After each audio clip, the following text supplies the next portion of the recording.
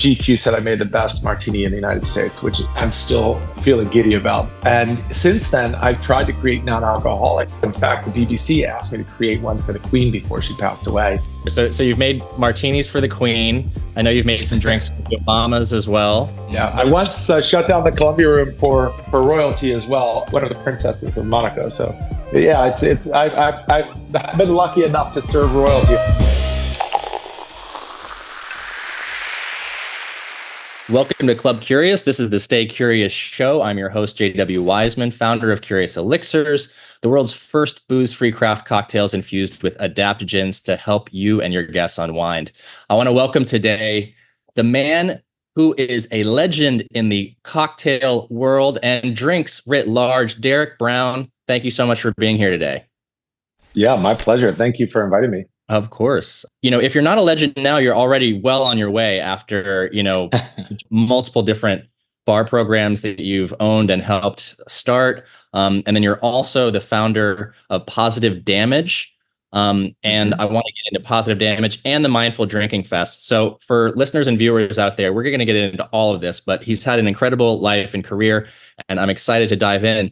But my first question for you is, what was the first time that you realized you wanted to work in hospitality? That's a really great question. Because I often talk about the first time that I wanted to become a bartender, but I haven't really addressed that question. So this is a good one. I would say that there wasn't a specific time because essentially, like a lot of people, I started working in hospitality because it was convenient and it was the money was pretty good and I was young.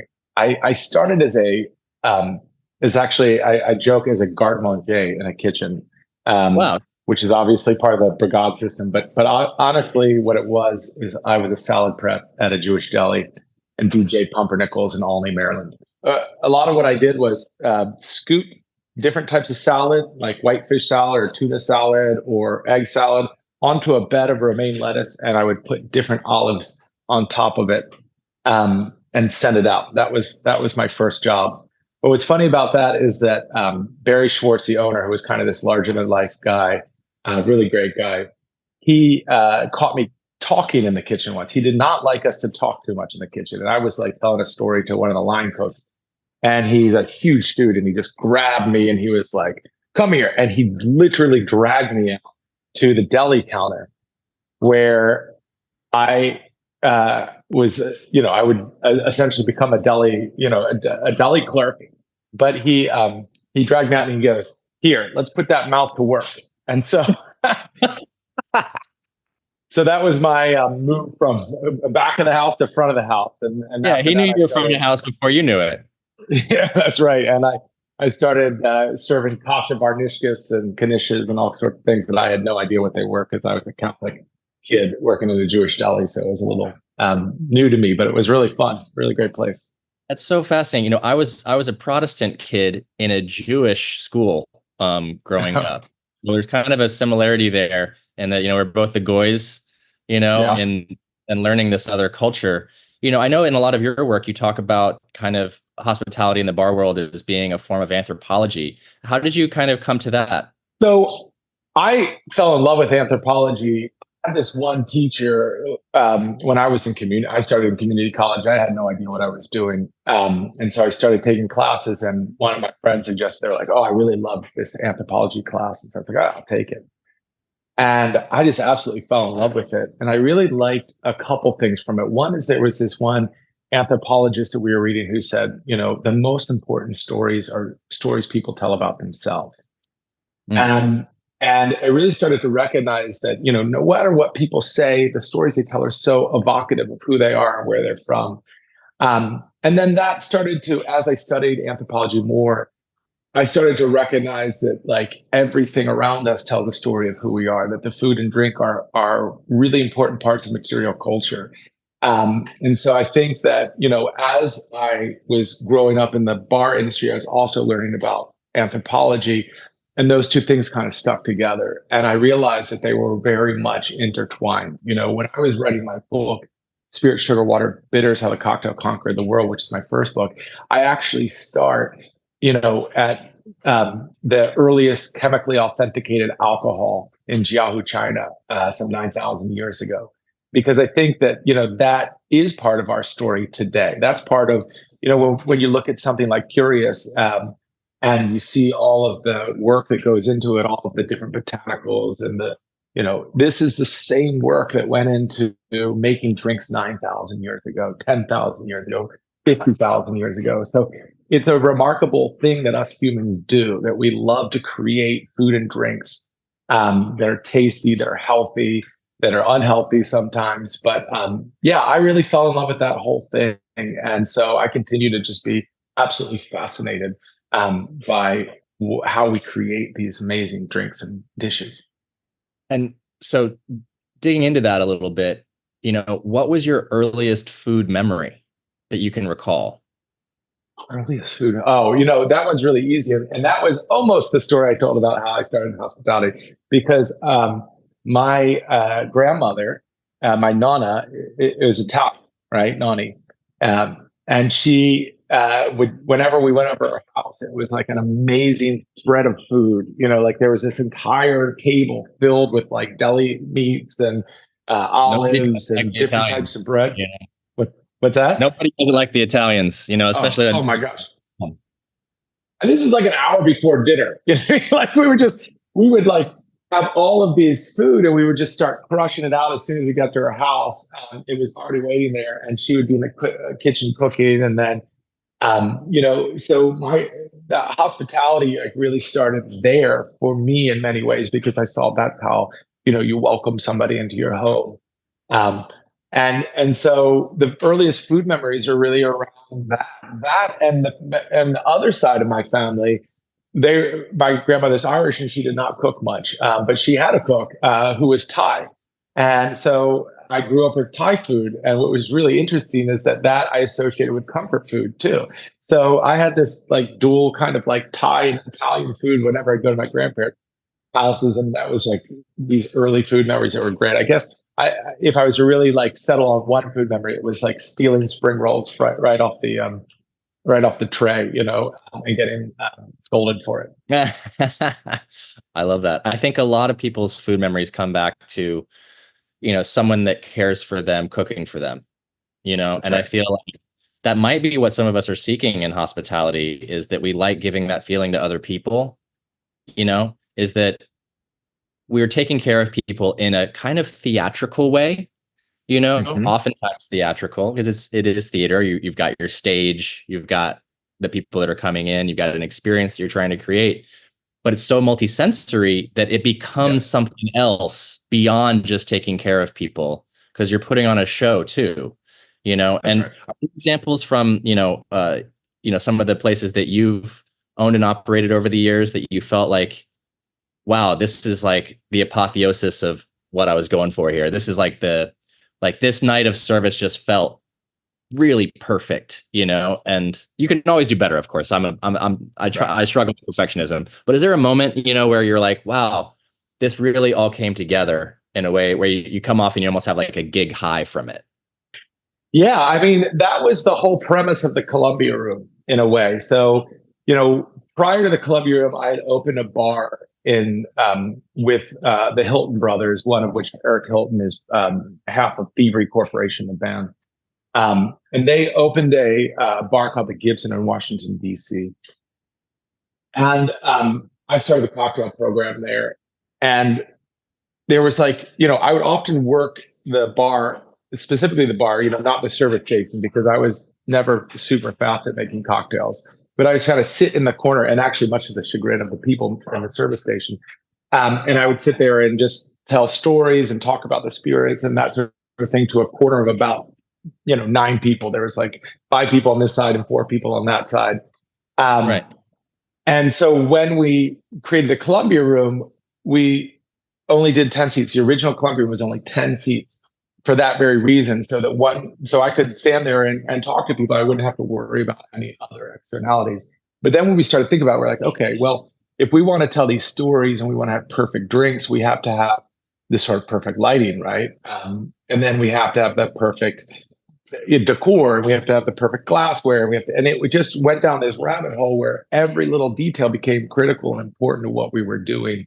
And at first, it was really hard to choreograph And as we went along, it really got easier. We got into this groove, and that's when the Columbium just became this magical place that I think when people came into, they felt absolutely taken care of. They felt transported. Going back to anthropology, so there's this concept in anthropology that is somewhat universal to a lot of storytelling called axis mundi, right? Which is this sort of place, and sometimes it's in a tree or a cave or a hole where people go through, and on the other side is another world, right? So obviously, and even in our contemporary thinking, there's lots of people who believe that there's multiple worlds, heaven, hell, what have you. But this is obviously something part of human storytelling for a long time, that there's these different worlds. And sometimes there was this belief that you could go through some area, like again, a tree or a cave, and then end up on the other side in this completely different world. And that was called the axis mundi.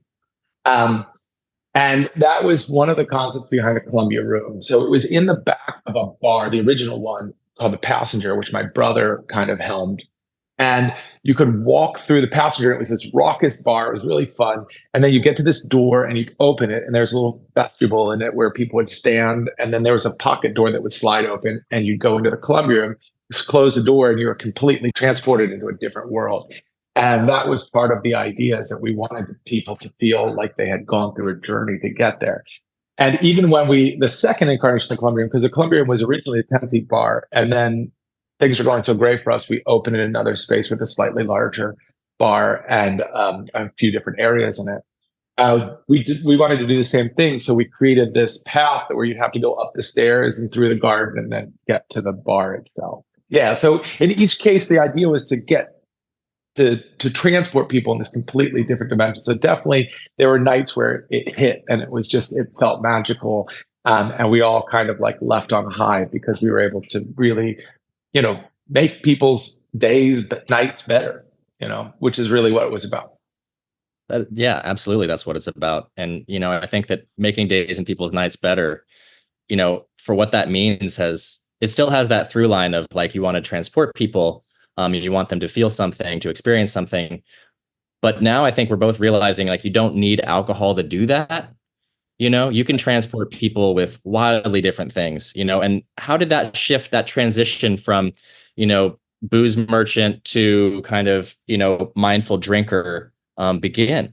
Well, there's two parts to that. One is I was smart enough to recognize early on that there are great non-alcoholic cocktails, and if you look back at the kind of tomes of classic cocktails, whether you're talking about Jerry Thomas's, 1860s guide, or you're talking about other early bartending books, there's always temperance and non-alcoholic drinks in there. So I always felt like the flowing bowl has like tons of them. Yeah, absolutely. I felt like that was a crucial and important part of what we do. But for myself, I didn't really recognize the impact that alcohol had in my life until it had reached a point where there were a lot of, let's say, negative outcomes in my life. I got to a place where things were not going great. My relationships were strained. My health was bad. My finances were bad. Alcohol became a little outsized in my life, and I was drinking at a rate that was not sustainable. And when I got to that point, I made a change. And a lot of it was around mental health. It was, I think I undoubtedly had what we call alcohol use disorder, which is a more modern way of saying alcoholism. But alcohol use disorder comes in a couple different flavors, so to say. It's kind of mild to severe, and people can deal with it in different ways, right? So there are some people who feel that for the rest of their life, they can never drink again. And there's some people who feel they can integrate it into their life. In all cases, it's best, and this is a caveat, it's best to check with your doctors and therapists and people who are in the medical profession, not to take the advice of Derek Brown. So I just want to clarify that. So if like people are hearing this and going, oh, great, I have alcohol use disorder, I'll just start drinking again. Go check with the doctor first. But for me, I was able to talk to your people. Talk to your people. Exactly. And I like to refer to it as a spectrum. And one of the reasons why I named Curious Elixirs Curious is because I want people to be curious about what life can look like when you choose where you want to be on that spectrum. That's right. Not everyone can make that choice, though. Caveat. Some people, It's actually an addiction, and that's why we need doctors and therapists and people to do that, of course. So it's like, choose where you want to be, but also know that some people, it's not a choice and they need help, but for you, you noticed that things were fraying, things were not going well, and you kind of reevaluated this for yourself along with your mental health journey. And so was there a particular moment where, after you were starting to become more mindful in your drinking, where you were like, wait, tons more people need to know about this? Like, when did that happen? I mean, the first thought that I had after I kind of confronted that part of my life was, what the hell am I going to do? Like, I mean, all this time I've been telling people that, go drink rye whiskey, go try Sazeracs and old fashions and Manhattans and martinis, and just kidding, don't drink anymore. Like, that became this really weird moment. And I was pretty depressed about that. And I was pretty sullen about that. But as I started talking to people, I mean, one of the cures for that situation where you find yourself in a place of mental health issues, and you find yourself where alcohol or substances become outsized in your life, is to turn to your community, to your people, and find those connections. And when I did that, a lot of people told me, they were like, you know what, you can keep doing what you're doing, you don't have to stop, maybe you change what you're serving. And that was like a light bulb went off. And especially my partner, Maria, who's Bastash, she's a co-founder of Mindful Drinking Fest. She was really instrumental in helping push me towards, she's like, not a lot of people are talking about this, but you can really get out there and talk about it and be a leader in a way. And I thought about it and I was like, that's true. I mean, I think, you are somebody who's in the service industry and who understands bartending and has been through this. And there's a few people out there now who are doing it, but in terms of people who are kind of embedded within the industry, there was not a lot of people talking about. Yeah, you're one of the first that I've seen, and that's one of the reasons why I wanted to have you on, because even my experience in the hospitality world, I wasn't behind the stick 6 days a week since like my early 20s. I was opening a whiskey bar and opening a nightclub and stuff like that. But you are like a true professional legend at this. Like, you've dedicated your life to studying drinks, serving people. And you were the first person that I saw that was really doing this from a craftsperson's perspective. You know what I mean? There have been other people that have talked about it. Like we had on the show Mickey from Ben's Friends, and he's in the hospitality world. Yeah, and you know him, and he was talking about this, but it's from a helping people with addiction perspective, not a mindful drinking perspective per se. And like, all these perspectives are valid, but you were doing it from a craftsperson's perspective, which when I saw your workshop and panel at Bar Convent, you dropped some really great stuff. And one of them was, when people are making things at home, use a salt tincture. It just like you use salt tincture in so many things. Like, that was such a great pro tip for people, because like the one I'm drinking today, we use smoked sea salt in this as well, in Curious Number 2. And do you have any other tips and tricks for people that are at home that are kind of easy to implement? Yeah, I think the easiest thing to do is if you go to your favorite independent bookstore and you lay down $39.95 for Mindful Mixology, a comprehensive guide to no and low alcohol cocktails. And it gives you all the tips you need. No, I'm just kidding. You don't have to go buy that. But it is a good book. We'll link it in the show notes. Everyone go and get the book. It's here in the Club Curious library as well. It's important stuff. But in it, I talk about the construction of a cocktail, whether it's with or without alcohol. And I kind of point to 4 sensory characteristics that I think are really important. One is intensity of flavor. 2 is piquancy, or that kind of bite that you get from alcohol often. The volume or length that's not taken up by sugar or juice, because it can't just be sugar and juice. That's not a cocktail. And lastly, the texture, because a cocktail is arranged, but does have a certain texture that's different than iced tea. So all of these things are things that once you think about it in that theoretical way, you can start adding ingredients to change it. So salt tincture is one that affects aspects of it, especially texture. Another one that affects texture is aquafaba, right? Which is chickpea water, which is literally from a can of chickpeas. Both of those things, salt water and chickpea water, are incredibly cheap and easy fixes for cocktails that are kind of thin. Um, Yeah. I talk about using ginger, and using things that have that intensity, flavor, and piquancy. Using vinegar, apple cider vinegar is another example. I mean, and you put those four things together, right? It's like, so there's a drink I often reference called the pinch hitter because I think it's really evocative of how you can turn something as simple as lemonade into a non-alcoholic cocktail. And so if you take fresh lemon, ginger syrup, aquafaba, salt tincture, and a spoonful of apple cider vinegar and shake it up, it's an absolutely delicious non-alcoholic cocktail, prototypical sour. So I think Uh, there are little things and they don't cost a lot of money. right. Right. Or they can cost a lot of money, like our drinks. Um, Yeah. which, but like when we're making this one, and I want to talk about some favorite cocktails as well, just like, favorite drinks that are memorable in your mind. This one that I'm having today, Curious Number 2, it hits on a lot of like that you're talking about, the piquancy, the length, like the duration, the texture.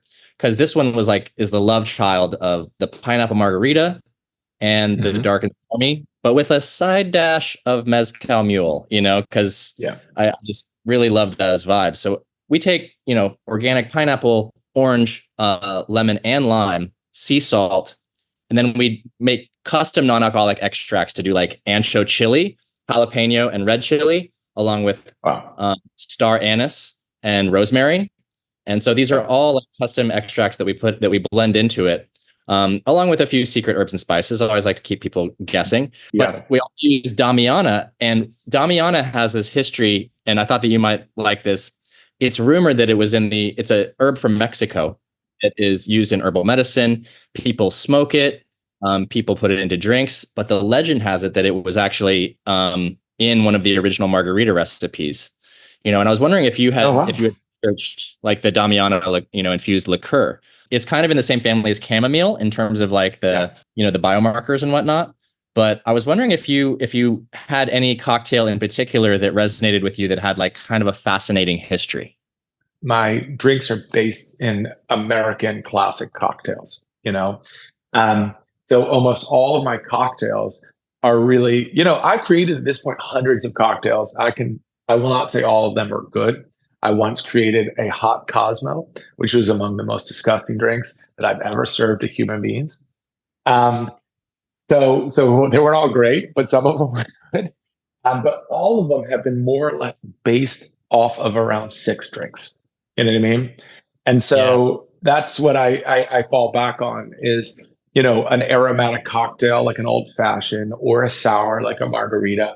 And all of those go back and have this wonderful history. And each iteration has its own little timeline and history with it, which is really beautiful, So the drink that a little cloudy as well, because like drink history is a little bit like Dave Wondrich talks about that too, how it's just like it's a little bit fuzzy, in the history of these drinks. That's right. It's a little bit of the Wild West, But literally sometimes. Is there a particular drink that really resonated with you that made you fall in love with cocktails? Yeah, the dry martini. I was absolutely, the first time I tasted it, it just tasted like everything I wanted to drink. And there was a certain kind of push and pull from it, especially when it's done 50-50 with the vermouth, because I felt like the gin was really intense and had these sort of savage elements, like these natural elements. And then the vermouth itself is really, kind of much more civilized and, and they sort of push and pull of both created this perfect drink. And I loved like the core of the juniper and how, like the wormwood from the vermouth kind of complemented them. I don't know. So I spent a lot of time thinking about and how I could make the best martini. And in 2010, which is now a very long time ago, GQ said I made the best martini in the United States, which I'm still, feeling giddy about. But probably since then, people have made better martinis. But that was something that I just labored over. And since then, I've tried to create non-alcoholic martinis, and I've done a pretty good job. In fact, the BBC asked me to create one for the Queen before she passed away, and I did, and it was pretty good, I have to say. Yeah.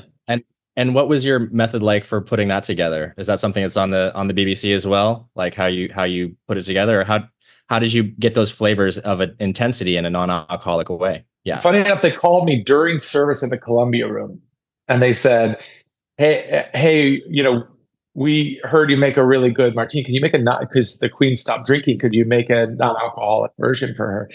And I was like, "Well, I'm in the middle of service right now." They're like, "Oh," and I was like, "You know what? Let me just ask." And I literally asked the bar, like, "Do you all mind if I film during service?" And they were like, "Yeah, no problem." They're, because remember the Columbia room, the inner sanctum is only at that time 14 seats, and there were 8 people there, and they all agreed.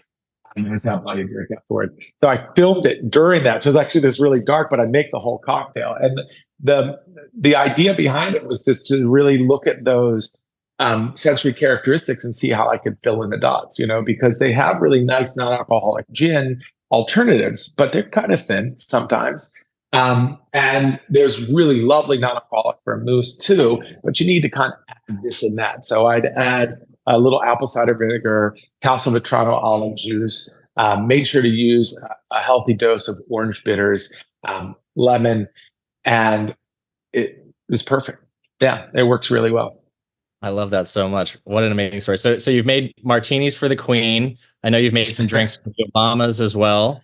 Yeah, I once shut down the Columbia room for royalty as well. One of the princesses of Monaco. So yeah, I've been lucky enough to serve royalty. I don't know if that's lucky. I don't, because at the end of the day, I don't really. I mean, sorry, royalty. I don't really. I'm an American, so I don't care about royalty. Yeah, but still, like you're running a business, so it certainly helps business as well. Like, and there's no shade about that. But yeah, I mean, Yeah, ultimately, it was exciting. Yeah.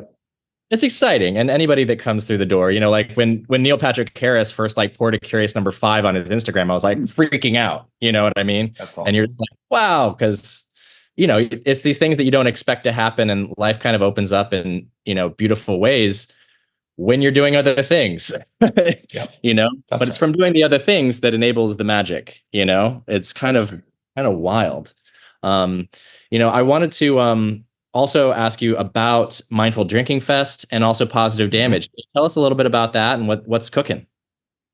So Positive Damage Inc. is my company, and I have a Substack called Positive Damage, which I encourage everyone to check out, especially if you're. I pause on the word curious. I was like, can I use the word curious when I'm talking to you, or do you like? Yeah, of course. And like trademarked. Ruby Warrington, she coined the term sober curious after we, and that wasn't really related to our business at all, but she gave the name to the movement of people that are looking to drink less. And it just really resonated with me. So like, yeah, everybody should be curious. Yeah, please use the word. Well, every time I use it, I'll send you 10 cents. That's for sure. So if people are curious about learning about the kind of tips and techniques, but also I delved into some, kind of deeper essays about things that I'm studying, interested in, from anthropology to positive psychology. And, so check that out, positivedamage.substack. Otherwise, I do a number of, I consult on different bar programs and with different companies. And I'm working right now with a chef at the Salamander in DC to open a restaurant called Dogon. It's Chef Kwame. And what was the name? Dogon. Yeah. And we're creating a bar program that both non-alcoholic and low alcohol cocktails, which is really cool. And then with Mindful Drinking Fest, it happens every year. This next one is going to be January 10th and 11th in Washington, D.C. And last year we had about 800 people. And this year we hope to double that in size. And we hope you're there, of course. And we have a number of products and activations and parties. And it's just a lot of fun. It's a chance for everybody to try these great non-alcoholic products, to get together, to celebrate the movement, and to connect with one another, which is our motto: sip, celebrate, connect. So check that out, mindfuldrinkingfest.com. Absolutely. Yeah, our team had an incredible time down there, met some fascinating people. And when you think about the sober curious movement, it's actually way bigger than I think people realize. it's going on like 100 million people at this point who are drinking less in America. And that's just our country. It's staggering how big this is. And it's wild to think that there are still probably like 80% of restaurants and bars don't have a good non-alcoholic menu. And they're leaving really so much cash on the table and not serving their people well. It blows the mind.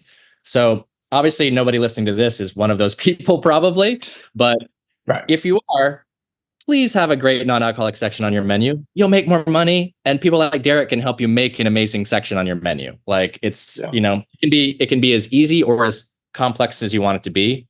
Choose your own adventure, Right.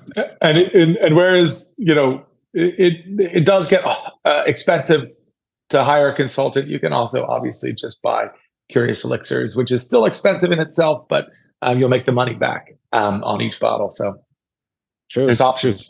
Thank you for that. And we try to take the guesswork out of it, especially for busy restaurateurs who don't want to pick 6 things up off the rail in order to make a fancy non-alcoholic drink. And also, because we've got over 1 million customers now, people know that they can have a trusted 0% ABV drink that isn't going to get mixed up behind the bar, and accidentally have a shot in it or something like that.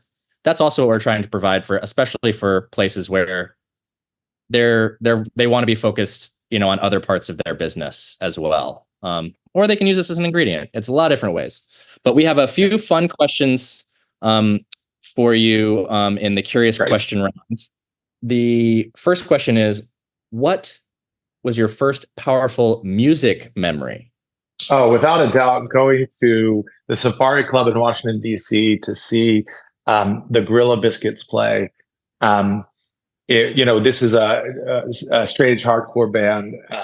And when I was, 13 years old, I saw them, blew my mind. Just in general, I really, fell in love with hardcore music, and straight edge music in general was something that helped me to recognize when I decided to change my relationship with alcohol, that it was something that's okay. That you're not uncool because you don't drink, because I'd already had these great role models in the punk rock movement who didn't drink. Right. The Gorilla Biscuits. That's a new one on me. Was it the singer from NoFX who coined the term straight edge? It was the singer from Minor Threat. Ian Mackay from Washington, D.C., who just a week ago or 2 weeks ago, I was at Fort Reno Park in D.C., which is a famous, it's been going on for 50 years. They've been playing concerts there, and punk concerts outdoors in D.C. And lo and behold, Ian Mackay standing right near me, playing, while this band, the Aesthetics, was playing, which is an amazing band. So it was awesome. So cool. I love that. And straight edge is a term, I think it definitely did help open the door for people to be like, no, I'm going to choose where I want to be. I'm not just going to get up because, you say so, or because that's cool to you. Like, I think this is cool, That's right. It's so wonderful that's how it's gone down. What's your favorite ice cream flavor? I'll go with that Neapolitan message, so I don't have to make a choice. I like, all three. That's what my nonna used to serve. But I appreciate anything with chocolate and nuts too. Yeah. Same here. For me, it changes, but I would say if there's one, because I like so many things. Like I'm a flavor slut. I'm just like, please give me all the flavors.